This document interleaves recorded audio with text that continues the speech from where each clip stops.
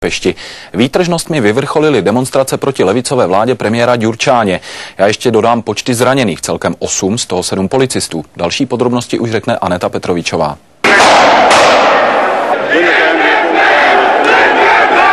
Budapešť má za sebou rušnú noc. Pokojné spomienkové akcie večer vystriedali pouličné boje. Skupiny výtržníkov zmobilizovalo zatknutie jedného z ich vodcov. Jeho prepustenie žiadali po svojom, rozoberaním lešení na budovách a stavaním barikád. Polícia 2000 dav obklúčila. Zátarasy ale nebránili v ceste iba protestujúcim. Ťažko odenci čelili aj tlaku ľudí, ktorí chceli ísť domov cez uzatvorené ulice.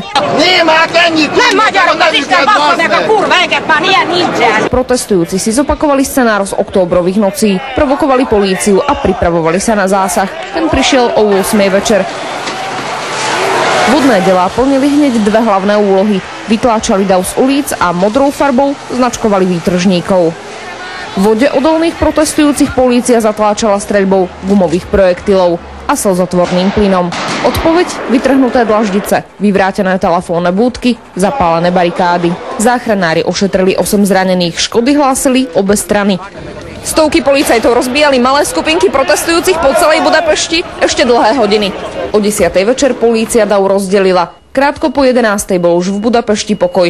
Zapálené barikády uhasili za niekoľko minút. Upratovanie ulic trvalo hodiny. Maďarská polícia si nočný zásah pochvaľuje a do pondelka rozhodne, či odstráni aj barikády pri parlamente. Košutovo námestie uzatvorila v októbri po tom, čo ho na niekoľko týždňov obsadili skalní odporcovia vlády. Zátarasy ale kritizovala opozícia i ochrancovia ľudských práv. Aneta Petrovičová, Česká televízia, Budapešť.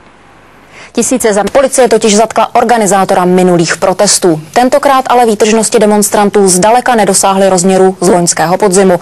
Tehdy bylo zraněno až 800 lidí. Extrémisti, mnohí s príľbami na hlavách a v plynových maskách sa večer rozhodli vziať útokom policajnú budovu. Chceli odtiaľ vyslobodiť zatknutého organizátora jesenných nepokojov. To, že ho zatkli práve dnes, je jasná provokácia polície. Okolo 8 večer používajú policajti proti demonštrantom vodné delá a slzný plyn.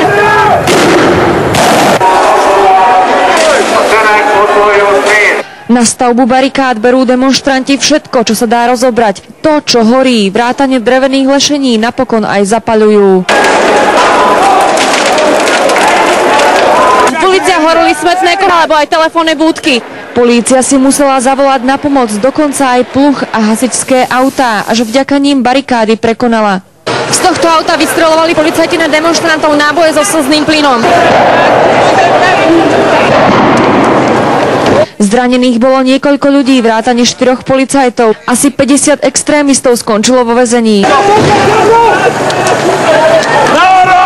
Policajtom sa podarilo masu extrémistov rozdeliť na skupinky a po 4 hodinách nastoliť pokoj. Premiér Ďurčán nevystúpil s prejavom k štátnemu sviatku na verejnosti, ale vo vnútri Palácu kultúry, kde ho už nikto nemohol obhadzovať vajíčkami ani vypískať. Barbara Janošová, Televízia Nova.